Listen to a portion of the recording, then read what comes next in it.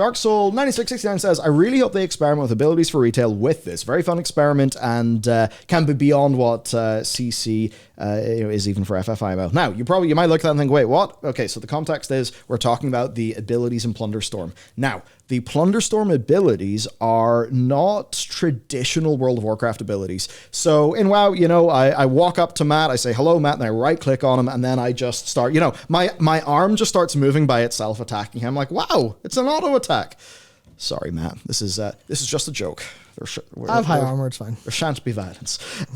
Sad. In Plunderstorm, though, whenever you click the button, your character goes, yeah, and then anything in front of your character gets hit. This is far closer, actually, to how a lot of the core combat in Guild Wars 2 works, which is fairly interesting. Now, I actually think that this solves why Torghast blew. That's too big of a statement. It solves part of why Torghast blew.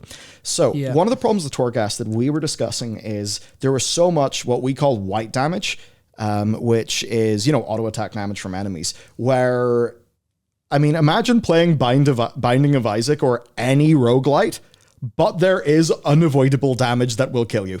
And that meant that the way you had to play Torghast was either, slow careful or basically just be an absolute CC god. So if you had massive Mythic Plus, gather him and burn him down, CC everything, if you were good at that, then, thumbs up. But for everybody else, it wasn't. And that unavoidable white damage basically just meant that you were kind of always, just limited their design space so much. Because again, imagine Binding of Isaac or any of those games, but where you have unavoidable damage. So if Torghast actually started off being mostly classless, just you and an auto attack, but you actually pick up new abilities and pick up things, and your enemies have attacks you can dodge. So one of the things that I think is actually fun and feels fresh in Plunderstorm is actually just killing a mob in World of Warcraft as if I'm not playing a tab-targeting MMORPG. That feels really fresh. Like, there I am in the Arathi Basin, just, oh my god, when you're in the circle of elements, and you're like, oh, gotta dodge his stuff, but like, I'm not just dodging his stuff and then just spamming some filler button or auto-attacking. I'm dodging the opponent's moves, dodging the balls, trying not to get killed. You're fighting some of those wee necromancer fellas, they do their big, triangle thing. Triangle. Highlands, yes. And you dodge that. That actually, that is a level of engagement with the world you don't normally feel. And do you know what the last time I felt that was?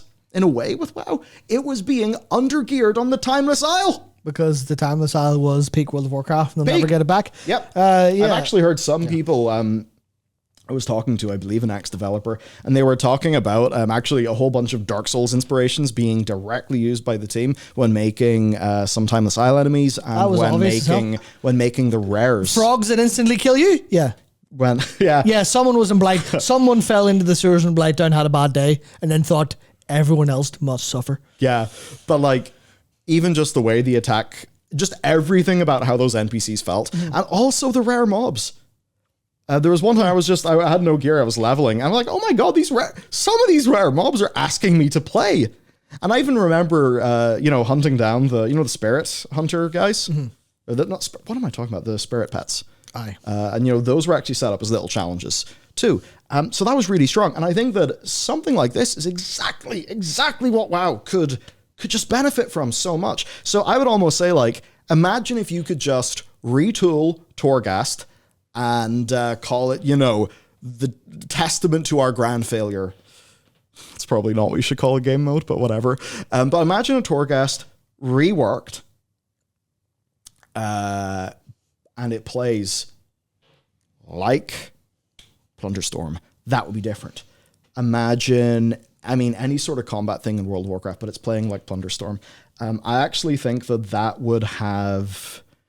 That would blow open the approachability of World of Warcraft, because that's the thing with Plunderstorm. It's so approachable from using its abilities. Like, you can throw anyone into Plunderstorm, give them those abilities, and they can click on a few of them, and, within 30 minutes of messing around, they'll know. And maybe within 3 hours, they'll actually feel like they really have a command of them. Whereas, you look at, say, a ninja guide for your opener in FF14, or you look at a more complex character or complex class. I mean, I think one of the weaknesses of some of the druid stuff, especially with Feral over a long time, is like, I feel like Feral applies to a very broad audience, maybe quite a few of the more collector style players. I don't know why, it's just in my head, it makes sense. Because cat form run fast. Yeah, but and like, I don't know, just aesthetically. Yeah. But it's that idea of like, you have this, play a Feral druid, and it ends up being one of the most complex, hard to play, things in the game. And for a lot of the people who would be interested in it, they're just not anymore. But imagine a Feral that is built out of a small number of abilities, a small number of slots, that is nailing the fantasy of that. And this is where I'm going to get to. I mean, hey, you've ticked MoP off your thing. You can tick Final Fantasy off your bingo again. And this, I think, was a brave step that actually gave me... whenever I saw it, I was like, oh my god, that is one big ball move. Whenever they did the new PvP mode in... Crystalline Conflict. Crystalline Conflict. So, at the time I was playing Red Mage, which is kind of like you're doing, mage-ish things, but you've got a rapier. You jump in, you go, whah, and then you jump back, and then you go, boom. There, that's your animation reference. Combo buttons, yeah. But what they did in Crystalline Conflict is they turned the whole experience of playing a red mage into 4 buttons? Something like that, I can't remember exactly. It was crazy. So you went from a full fat, thing that you played into this simple, approachable, high-paced version of it, and it felt amazing. And that's actually what they've been able to do here. So think about the fantasy of playing a warlock in WoW, maybe a Destro warlock, and imagine if that was being achieved with, abilities in the style of Plunderstorm. You actually could be getting onto something. Imagine a Vampire Survivors inspired mode, and we'll talk about that soon, probably too. I just think the combat is really fantastic. I think that it's got a great future outside of Plunderstorm. I have high levels of doubt that it would apply in a way that feels like a completely perfect and polished game. It's a bit of a high bar there, dude. Because it's really sort of jank in a way. They could maybe get away with that. I don't think it's jank. If they, maybe it's mostly animations and telegraphs and stuff. Maybe if there was a little bit more clear stuff, like the kind of Wildstar telegraphs in a way or something. Not quite as heavy as that, but just because the ranges and a lot of abilities aren't super clear, which is a WoW problem in general. And there's stuff. Do they cast and release? What? Do they cast and release? I think they do cast and release, not key down. So maybe you display a little highlight of its arc. Or whatever, you need when you hold down. You need a league telegraph shot that you can see. Or maybe when you do a sword swing and there's the effect of the trail of your sword. Yeah, it needs to be just clear, make the movement trail bigger.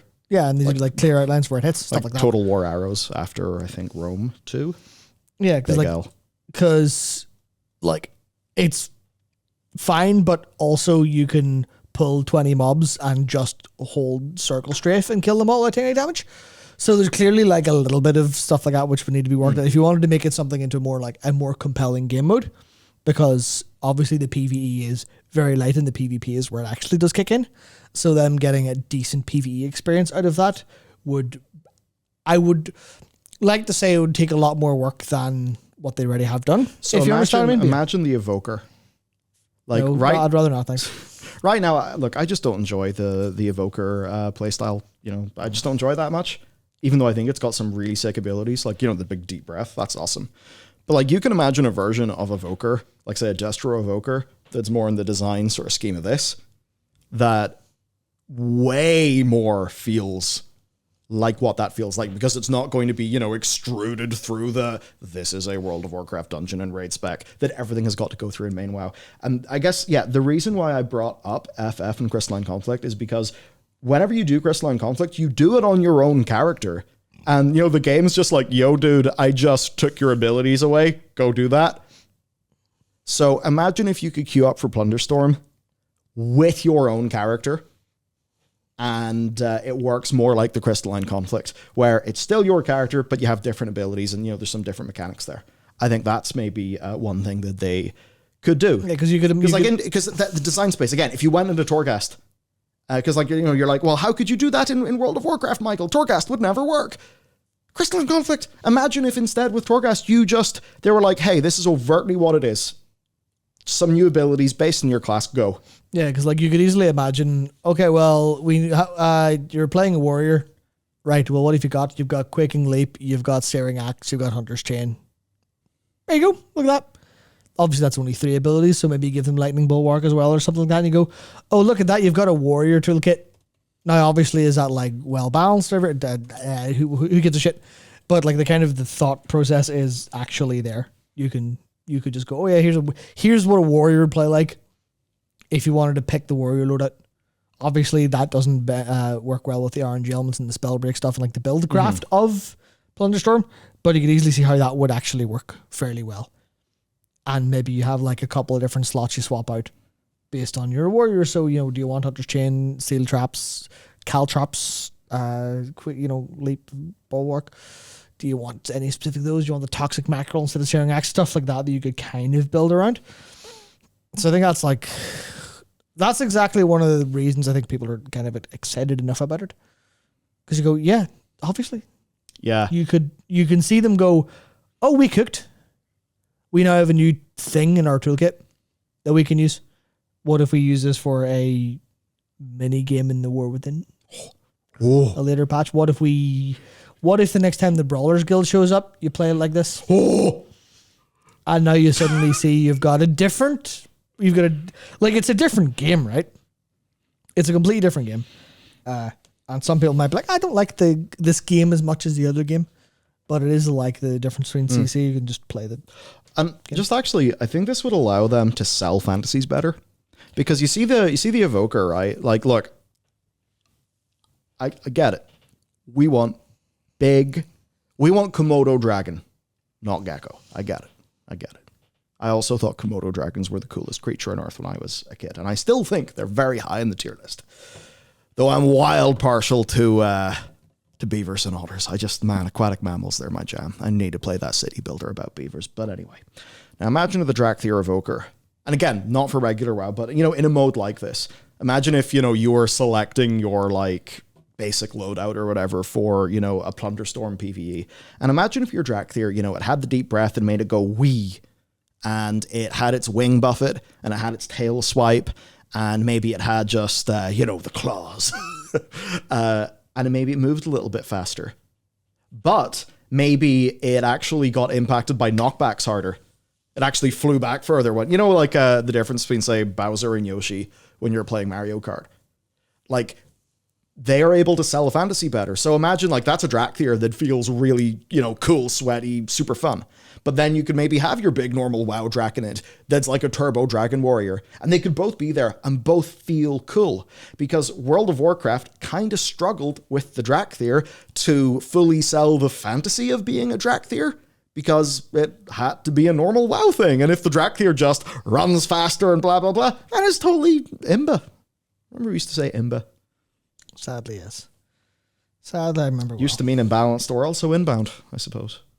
No, did it mean Imba? No, Imba, I-M-B-A. How could that possibly be inbound, which is I-N-B-O? Because not only, Matt, am I dyslexic, I am also fucking stupid.